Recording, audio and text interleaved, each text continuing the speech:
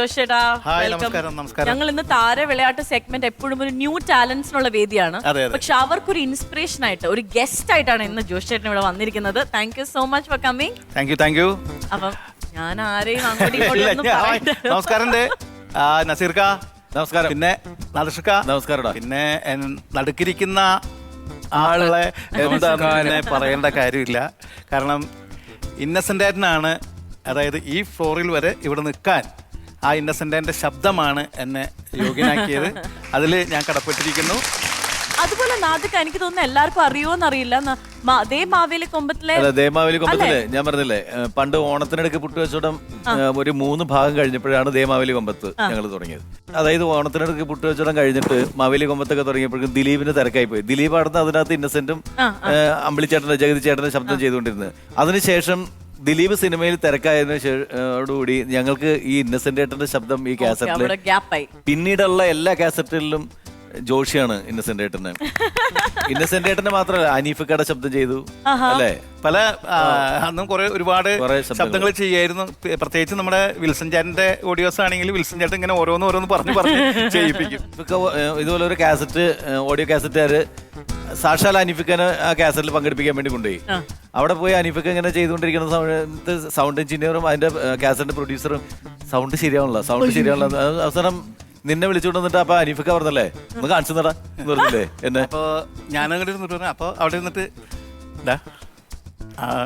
കൊച്ചിങ് അനീഫിനെ നീ ഒന്ന് കാണിച്ചേ, ഞാൻ ഒന്ന് കേക്കട്ടെ എന്ന് പറയും. അപ്പൊ ഞാൻ കീരിക്കാടൻ ചോദിച്ചു ചത്ത്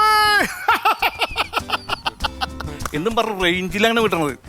ഇത് ഈ ആദ്യമായിട്ട് കീരിക്കാടൻ ചത്ത എന്ന് പറയുന്ന കാസറ്റ് ഹനീഫ്ക ചെയ്ത കാസറ്റാണ് കീരിക്കാടൻ ചത്ത്. അതില് ഹനീഫ്ക അതില് പാട്ട് വരെ പാടിയിട്ടുണ്ട്. കുറുമാലി പുഴ കടന്നക്കര വന്ന് കറുകറുത്തൊരുത്തിയെ കണ്ടപ്പോ കടലുണ്ടി അളിയനും പെങ്ങളും കല്യാണത്തിനും കാനത്തിനും വാക്ക് കൊടുത്ത് എന്ന് പറഞ്ഞിട്ട് അതില് പാടിയിട്ടുമുണ്ട്. ജോഷി, ഇപ്പൊ നമ്മള് ഇപ്പൊ എന്താണ് പറയാ, ദേമാവലി കുമ്പത്തിലാണെങ്കിലും അല്ലെങ്കിൽ നമ്മള് വേദിയിലൊക്കെ ഇന്നസെന്റ് ഏട്ടനെ ചെയ്യുമ്പോൾ നമ്മൾ ചെയ്യുന്ന ഒരു ശൈലി ഉണ്ടല്ലോ, പെട്ടെന്ന് ചേട്ടനാണെന്ന് ഐഡന്റിഫൈ ചെയ്യാൻ വേണ്ടിയിട്ട് നമ്മൾ ചെയ്യുന്ന ഒരു മാർഗമുണ്ട്. അതല്ലാതെ ചേട്ടൻ എന്താ പറയാ, ദേവാസുരം പോലെയുള്ള സിനിമകളില് അല്ലെങ്കിൽ അങ്ങനെയുള്ള പല സിനിമകളിൽ പല വേരിയേഷനിൽ ചെയ്തിട്ടുണ്ട്. അങ്ങനത്തെ വേരിയേഷൻസ് ജോഷി ചെയ്തിട്ടുണ്ടോ? ഞാൻ നമ്മുടെ രാവണപ്രഭുവില് ഇന്നസെന്റ് ഏട്ടൻ വയസ്സായ ഒരു ക്യാരക്ടർ ഉണ്ടല്ലോ, അതില് നെപ്പോളിയനോട് പോയിട്ട് ചോദിക്കുന്ന ഒരു ഡയലോഗ് ഉണ്ടല്ലോ, എന്നാ പിന്നെ ഈ ഹോസ്പിറ്റലിന്റെ പേരൊന്ന് മാറ്റണം, കുഷ്ഠരോഗാശുപത്രി എന്ന് വയ്ക്കണം, മനസ്സിന്റെ കുഷ്ഠം മാറ്റാനുള്ള ആശുപത്രി ഒന്ന് പോടും, എന്താടോ നന്നാവാത്തേ എന്ന് ചോദിക്കുന്ന ഒരിത്. പിന്നെ അത് മാത്രമല്ല, ഇന്നസെന്റിന്റെ ഞാൻ നോക്കിക്കണ്ടതിൽ വെച്ചിട്ടുള്ള ഏറ്റവും വലിയ പ്രത്യേകത, ഈ നായന്മാർ കഥാപാത്രങ്ങളെ പോലുള്ള കഥാപാത്രങ്ങളൊക്കെ ചെയ്യുമ്പോൾ നല്ല നീട്ടിലൊക്കെയാണ്. അതായത് അഴകിയ രാവണനില് ഇന്നസെന്റ് ഏട്ടൻ മറ്റേ ഞാൻ കുടിക്കില്ല, എൻ്റെ അമ്മ കുടിക്കും, പെറ്റ തള്ളയ്ക്ക് ഒരു തുള്ളി തരാത്ത തെണ്ടി,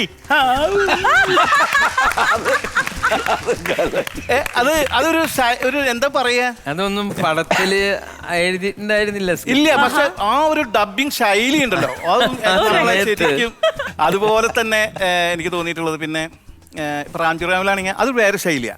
അതിൽ കാണുമ്പോ ഇന്നസെന്റ് ഏട്ടൻ ഒരു തോക്ക് കിട്ടിയിട്ടാ, അപ്പൊ തോക്ക് കിട്ടിയിട്ടാ, ഒരു തോക്ക് കിട്ടിയിട്ടുണ്ട്, ഒരു തോക്ക് കിട്ടിയിട്ടുണ്ട്, നിന്റെ നീ പറഞ്ഞ പോലെ എന്തിനു നീ കൈപൊക്കി പിടിക്കുന്നേ, ആ ഒരു ശൈലിയാ. മറ്റേ ക്രോണിക് ബാച്ചറിൽ മറ്റേ മമ്മൂട്ടി ആ കർണാടക വെച്ചിട്ടുള്ള ആ ഓരോ ടോണുകൾ വ്യത്യാസം. മറ്റേ ഇതില് മണിച്ചിത്രത്താഴിലെ അതിലതെ ആ ഇതും എനിക്ക് ഭയങ്കര ഇഷ്ടമുള്ള ഒരു സംഭവം. കാരണം ഞാൻ എന്റെ അതെ അവിടെ ആൾക്ക് അതാ ഇഷ്ടമായത് കേട്ടാ, ഞാൻ വീട്ടിലേക്ക് വരാന്ന്, ബാസുരെ കൈവിടും, ഞാൻ വീട്ടിലേക്ക് വരാന്ന്. പക്ഷെ എനിക്കിഷ്ടം അതില് താക്കോല് മറന്നു വെച്ചിട്ട് പേടിക്കുന്ന രംഗമുണ്ട്. താക്കോലെടുക്കാൻ അരുണോദയത്തിൽ താനേ മുഴങ്ങുന്ന ഒരു ലാറം. അല്ല, താക്കോല് ഞാൻ എവിടെ വെച്ചേ, മാടമ്പിള്ളിയിൽ യക്ഷിയുണ്ട്, പ്രേതമുണ്ടെന്നൊക്കെ നാട്ടുകാര് പറയുന്നുണ്ട്. നീ ധൈര്യമായിട്ട് വന്നു, നിനക്ക് ഞാൻ ധൈര്യമായിട്ട് തന്നു. രാഘവോ, 4 വലി അങ്ങ് വലിക്കുക. അത്രയല്ലേ രാഘവ ഞാൻ നിന്നോട് പറഞ്ഞുള്ളൂ.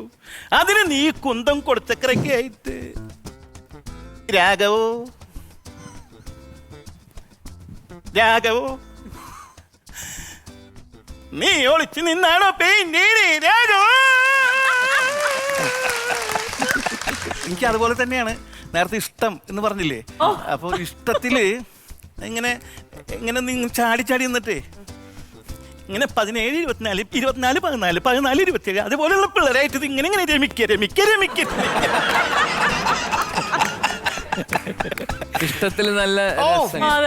അതൊരു ഇഷ്ടം നമ്മൾ ഉണ്ടാക്കിയ ഡയലോഗ്സ് ആണ്. വീട്ടിലെന്ന് പറഞ്ഞാലുണ്ടല്ലോ, ഞാൻ ദിലീപായിട്ട് ഞങ്ങൾ ഒരുമിച്ചിരുന്നിട്ട് ഉണ്ടാക്കിയതാണ്. ജോഷ് ചേട്ടാ, ഇപ്പൊ നമ്മള് ഇന്നസെന്റ് സാറിന്റെ ഹനീഫിക്കയുടെ കാര്യം പറഞ്ഞു. ഇവർ രണ്ടുപേരുടെയും ശബ്ദം അനുകരിക്കുന്നത് കണ്ടു. വേറെ ആരുടെയെങ്കിലും ചേട്ടൻ ഇമിറ്റേറ്റ് ചെയ്യാറുണ്ടോ? ഞാൻ ഗോപിക്ക് വേണ്ടിട്ട് അമ്മാവാ ചെറിയച്ഛനും വലിയച്ഛനും തള്ളിച്ചതച്ചതിന് ശേഷം ഇപ്പോഴും ഗോപികയുടെ പല്ല് അതുപോലെ തന്നെ. ജോഷേട്ടൻ വന്നത് കൊണ്ട് ഞാൻ പറയാണ്, ഇപ്പം ഇവര് മൂന്നുപേരോട് സംസാരിച്ചപ്പോ നിങ്ങളുടെ കുറെ പഴയ മെമ്മറീസ് എല്ലാം ഷെയർ നാദൃഷ്കാരെന്ന് എനിക്ക് കേൾക്കാൻ പറ്റിയത്. ഞാൻ ഇന്നാള് ഇപ്പൊ ദേമാവലി കൊമ്പത്ത് ഞാൻ യൂട്യൂബിൽ അടിച്ചു നോക്കിയപ്പോ നമ്മുടെ ഒരു കാസറ്റ് അതിൽ ഉണ്ട്. അപ്പൊ അതിൽ സിനിമ, നല്ല സിനിമ പാരഡി, അത് നാദൃഷ്ക നമുക്ക് ഒരു 4 വരി അറിയോ? അതൊന്ന് നമുക്കൊന്ന് നമുക്ക് അങ്ങനെ നല്ല ജില്ലായിട്ട് പോയിന്റ് ചെയ്യാം. നല്ല സിനിമ പല ഗ്രൂപ്പായി തമ്മിലടിച്ചും വ്യാജന്മാർ സീഡി അടിച്ചും അടിത്തറ ഇളക്കിയ സിനിമ. നമ്മുടെ സിനിമ ഉണ്ടോരുമ, പണ്ട് ബാലനിൽ തുടങ്ങിയ സിനിമ. ഇന്ന് കാലന്റെ പിടിയിലാണ് സിനിമ. 4 കോടി മുടക്കിട്ട് 4 പേര് കണ്ടില്ലെങ്കിൽ 3 രൂപ ലഭിക്കാത്ത സിനിമ. ചില സിനിമ തറ cinema. Okay, thank you so much. Actually ജോഷേട്ടൻ വന്നപ്പോൾ ഈ പറഞ്ഞ പോലെ കുറേ സ്റ്റോറീസും നിങ്ങളുടെ കുറേ മെമ്മറീസ് ഒക്കെ ഷെയർ ചെയ്തപ്പോൾ ഞങ്ങളും അത് ഒരുപാട് എൻജോയ് ചെയ്തു. പറഞ്ഞാലും തീരാത്ത കുറെ കഥകൾ ഉണ്ടെന്ന് തോന്നുന്നു. നമുക്ക് ഇനിയും ഇതുപോലെ ജോഷേട്ടൻ വരണം, നമുക്ക് ഇതുപോലെ കുറച്ച് മൊമെന്റ്സ് ഷെയർ ചെയ്യാം. Okay, thank you so much for coming.